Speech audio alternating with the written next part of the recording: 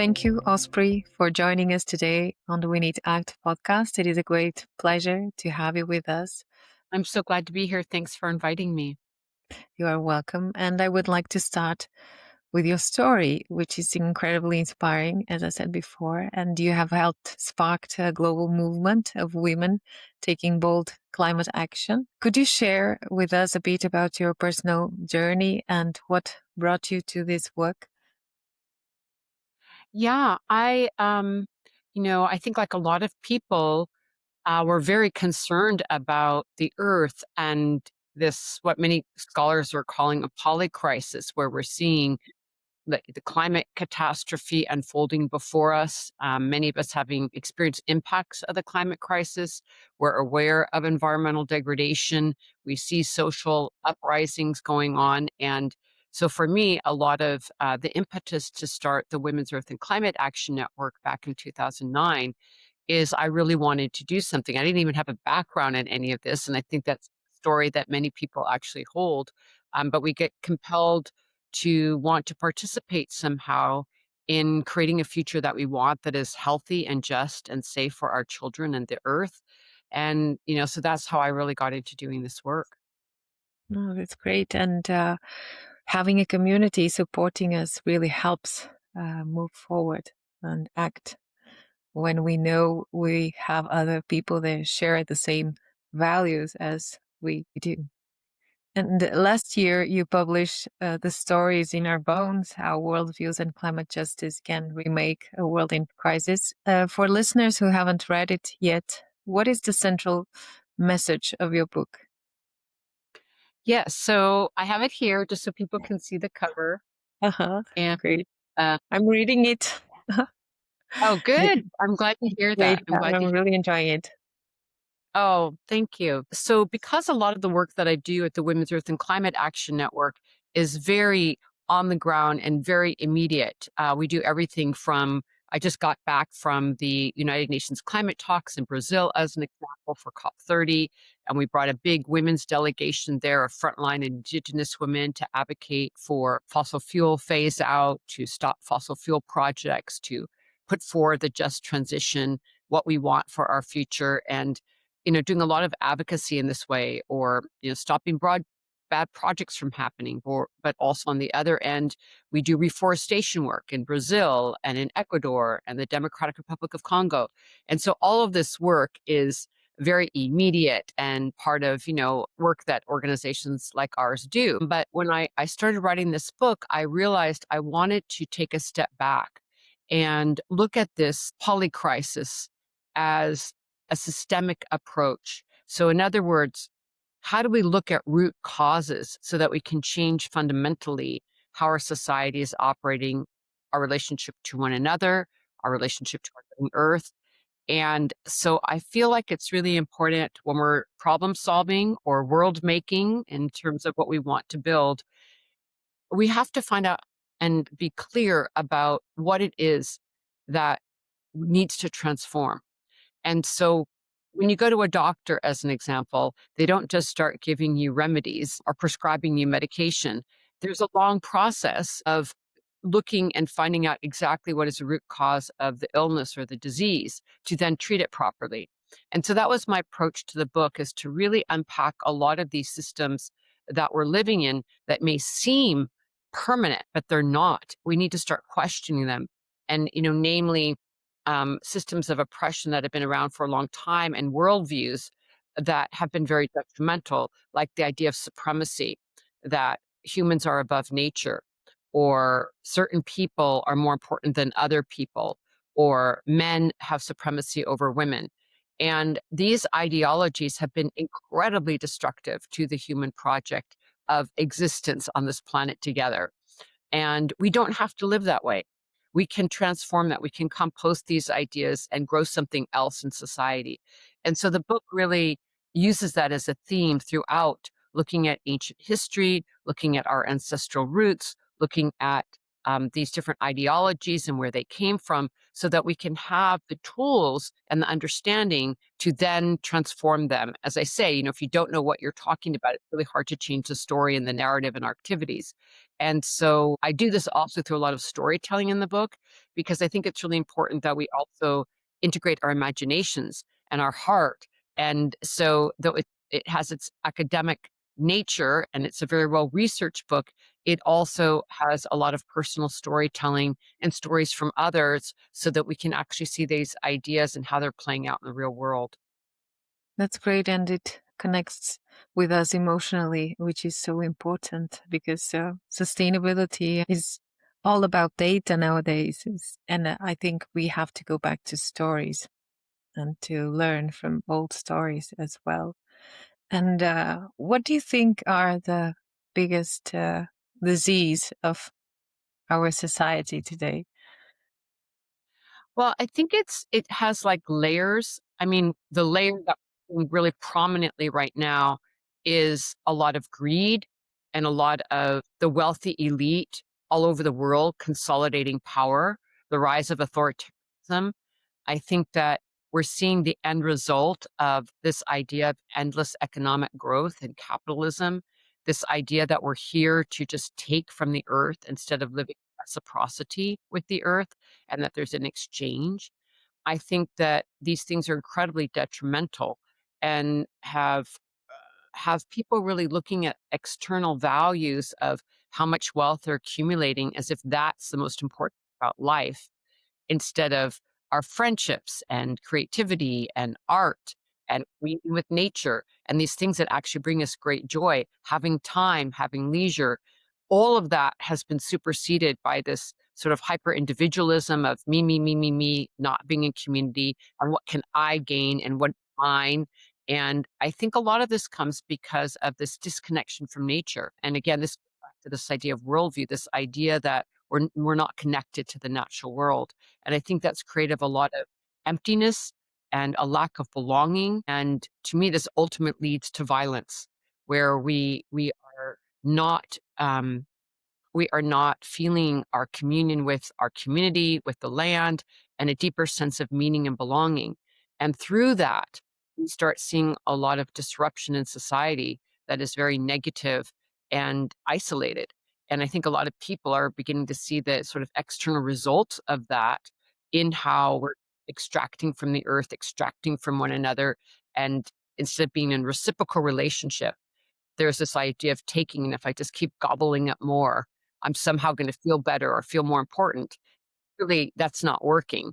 And until we change those ideas and have a new narrative and have other practices and other relational values, that is going to continue. And so we really need to transition off of that framework and worldview into a very different one of reparations and healing and seeing the earth as our relatives, and to have what I like to call an animate cosmology, where we remember again we're part of a living earth, not dead matter is here to enslave us and just give us a new pair of shoes every week. So it's really a different worldview that I think many people are longing for and working in their own communities to regenerate once again.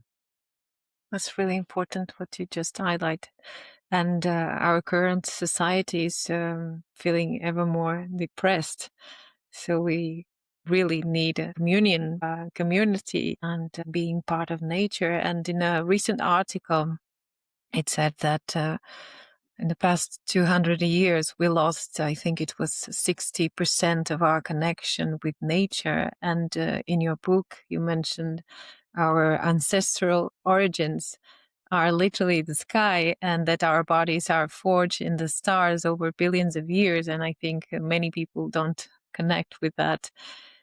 Have we stopped looking upward for guidance, and what led modern societies to lose humility and reverence for nature? Because we used to have this reverence for nature, like the awe that we once had. Yeah, I think one of the things that's very tragic is like this idea of looking to nature and looking at our origins. As you're referring to my book, I tell, this share about how I think it's so important we remember our origin story, that not mythologically, though it is also mythological in nature. The fact is, scientifically, the way that our planet was birthed from the stars and all of the elements and all of the things that are the natural world and are the elements of our world that make up every plant and animal, including humans, comes from the stars.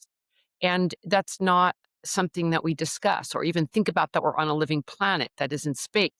That's sort of like partitioned off to something we learned in grammar school in our early years. And then, you sort of think about that in the past, but it's not part of our daily life. And I would argue that it is now actually a political context that we need to reinvigorate, because what most modern societies are built on is so um, distant from the natural world, and there's a sort of insanity in that. And then when we talk about nature, it's seen as soft or not important, or something that, like, go on a nature walk that's over here somewhere, that has nothing to do with our everyday survival of earning a living and taking care of our children and going to work, things that we consider day-to-day business, as if this is happening someplace else in a non-living world. And I think that separation not only hurts us spiritually and emotionally, but it also turns out to create really bad economics and bad politics and bad governance.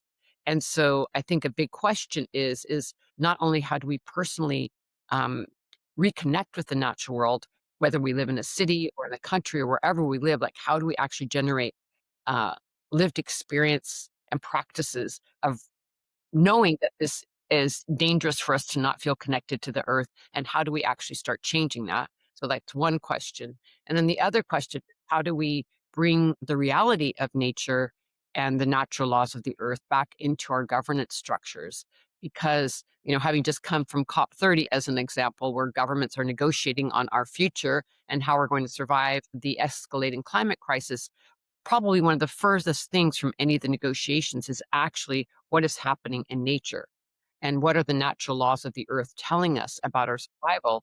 And everything becomes negotiations around the financing, climate finance, around how we're going to reduce carbon emissions. These things are important, but they're being regulated and discussed as if humans are in control of these natural systems, which we are not, as if we can negotiate our way out of nature's laws, which is completely impossible.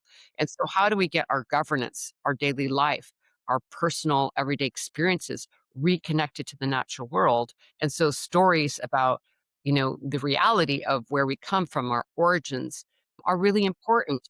And how do we move them out of this idea that that's, children's conversations or something for our vacation when we go out to nature and have some vacation in the natural world, to wait a minute, this is actually really important. And how do we bring value back to that? And I think that conversation also is a confrontation to the norms of what's normally discussed in the daily news, in a political context.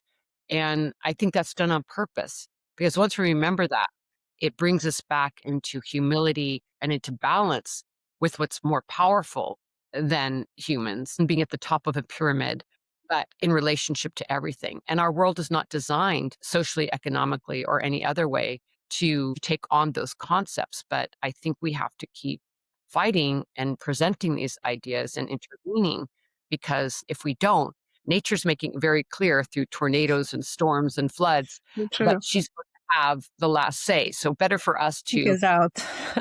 intervene these ideas and work towards this, or we will be brought very close to the earth in very hard ways, which is already happening for many people.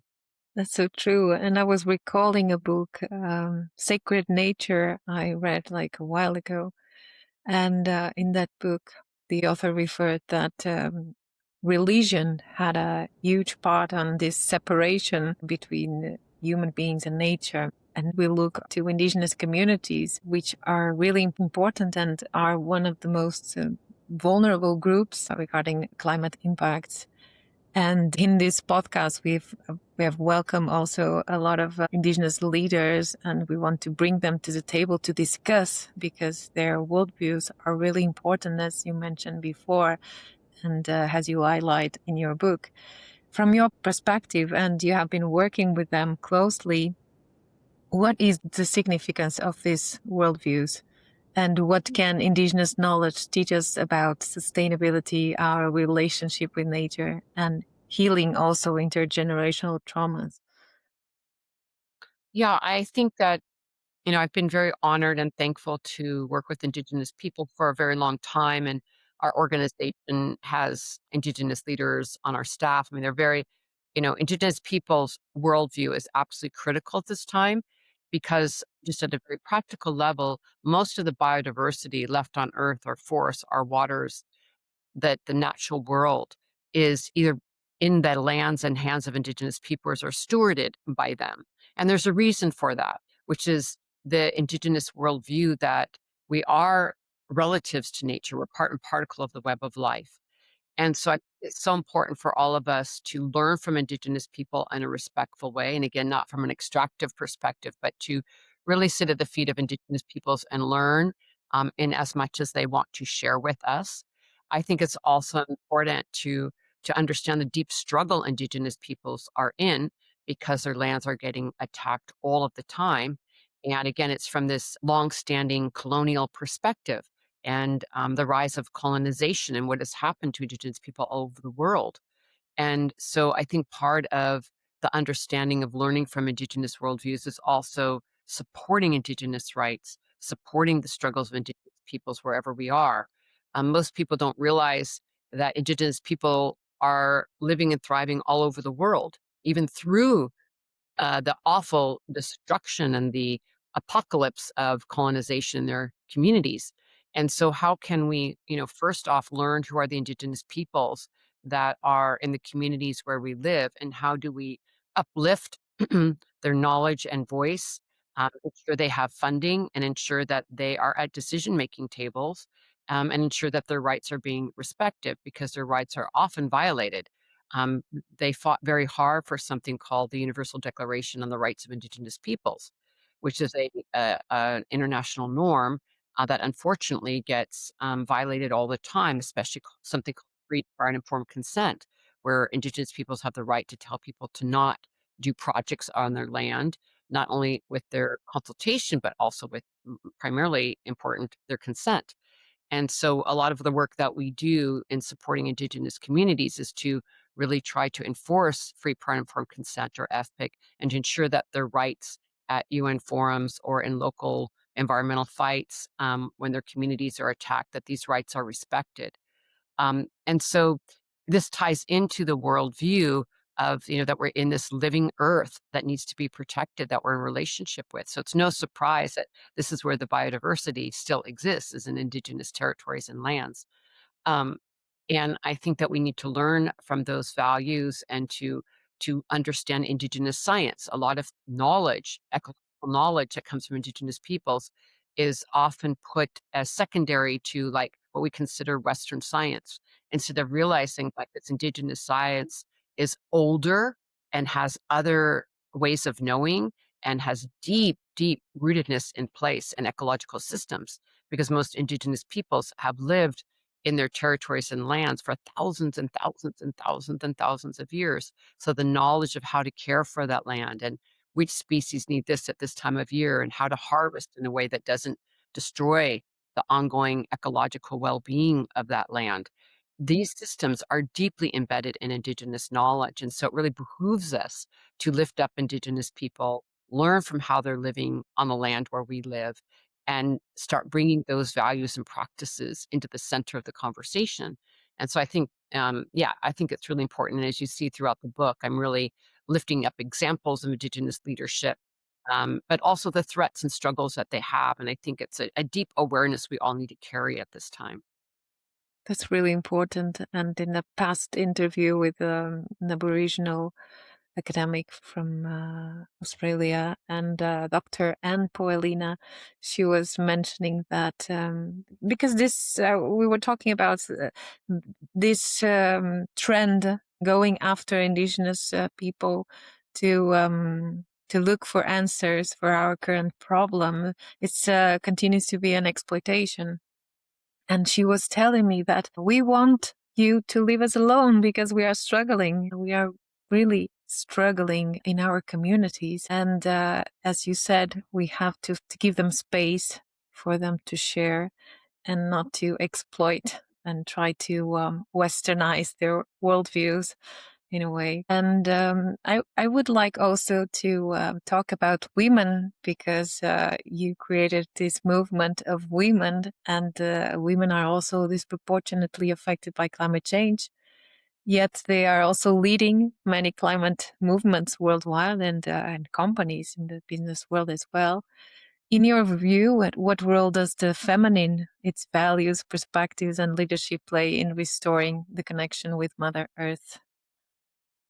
Yeah, when I first started working and developed the Women's Earth and Climate Action Network, how that came about is because I really was seeing the urgency of the climate crisis, and all the research I did, back in 2009 kept showing me that one of the most untold stories of the climate crisis is that due to gender inequality, women all over the world were being impacted worst and first by the climate crisis. Everything from the fact that women hadn't learned how to swim, so if there was a disaster, they were the first to drown, to the fact of how fossil fuels impact women's health. And just, I could go on and on, but gender inequality impacts the daily life of women in everything that we do. And then you compound that with climate impacts, you're going to see a disproportionate negative impact on women. And then if you add in also a racial lens, which I think is really important, you add onto that being an Indigenous woman, a Black woman, a brown woman, a woman of color, you're going to have even more hardship. So there's like a double hardship of being a woman and then a woman of color. So I think we also need to, when we talk about women, also always have a racial lens, because it's not the same for everyone. It's not even. And and so that was something I really started to find when I did my research on wanting to engage in climate work. But on the flip side, what I also found is that women were leading solutions. Women were at the core of their communities at a grassroots level, uh, developing food sovereignty, food security, collecting the water, uh, doing reforestation work. Women, women, women. And then at the top levels of government, women leading the way on environmental policy.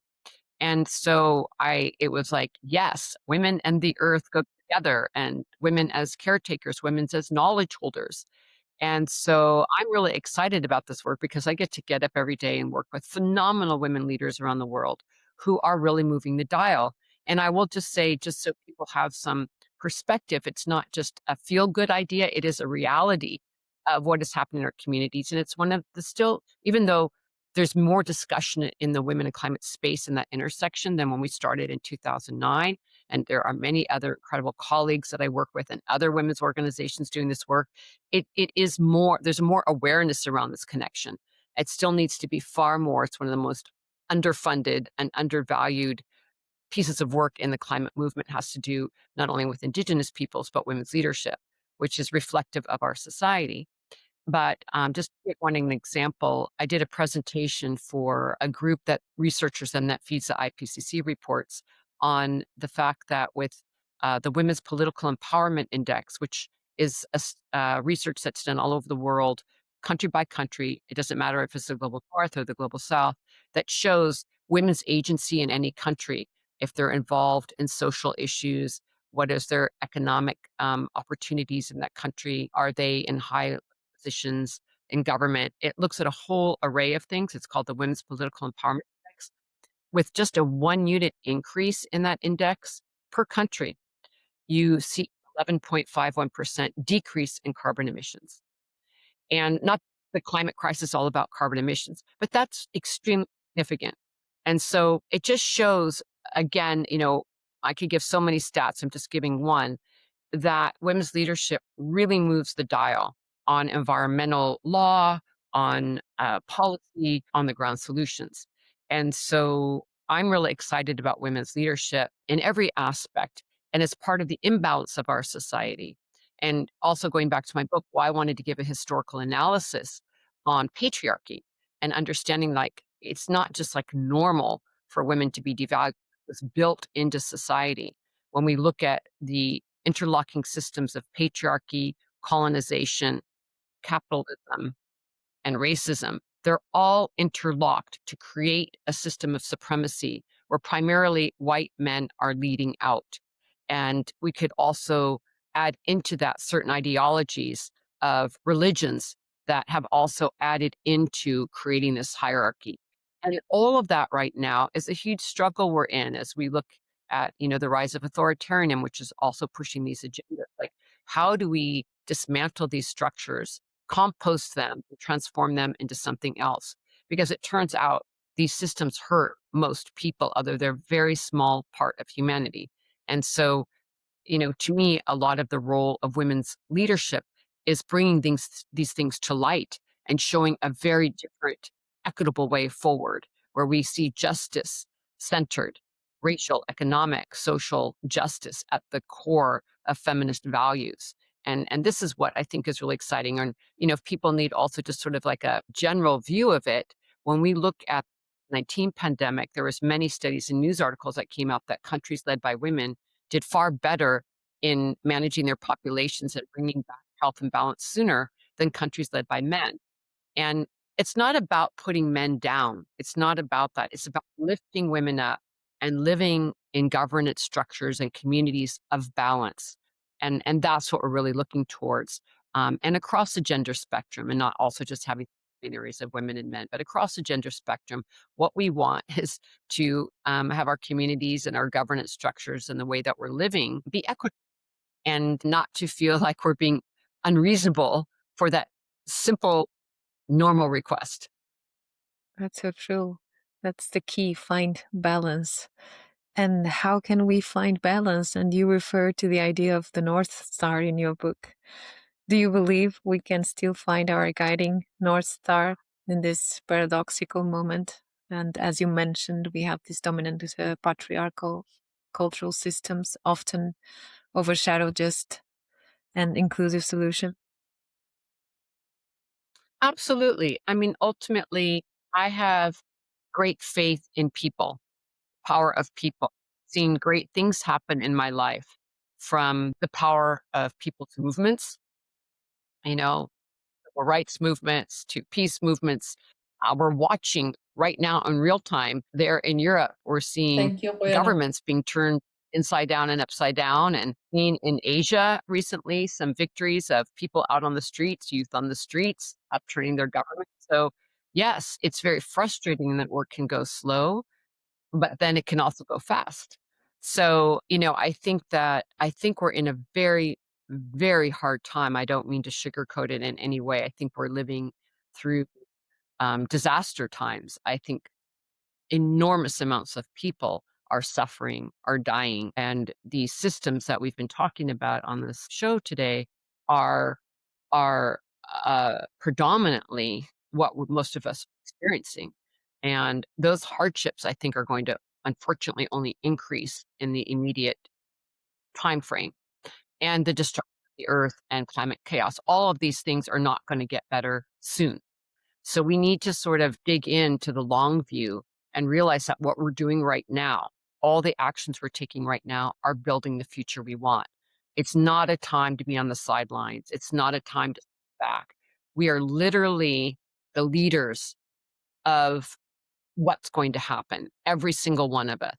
No matter who we are, we can all do something. And that something adds up to the world that most people want. When you sit them down, they want healthy kids, they want healthy water, they want time to enjoy their families, they want to be in nature, they want to have animals that they can relate to, they want to live a joyful life and not be overworked. I mean, it's amazing how we have this commonality, but how do we get there and how do we move from the current context is incredibly challenging and unfortunately killing a lot of people. I think we can't shy away from the fact from genocides to environmental degradation. I mean, people are suffering terribly. People are not having food to feed their kids. It's a very difficult, hard time.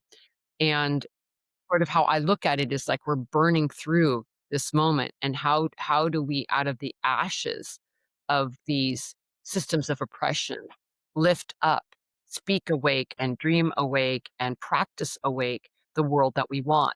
And that's what we need to center around is right in front of us. What can I be doing?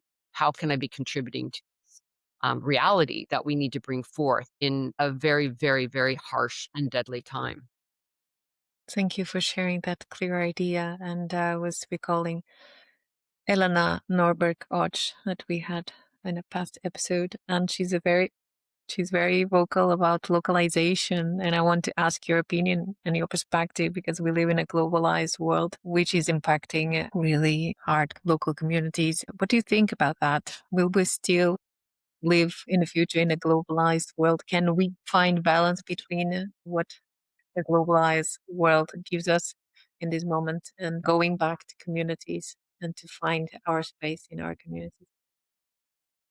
Yes, I mean, I'm a fan of her work, and I do think that, ultimately people are getting more localized, and nature is going to demand that we get more localized because the more that we can have our own food shed locally, our own products built locally, um, then it really does transform not only our relationship with a globalized economy that's completely out of control, but it also teaches us about, what is the carrying capacity, um, or rather the planetary boundaries, not just globally, but own local ecological system. Like, what are the planetary boundaries of my ecosystem that I live in locally?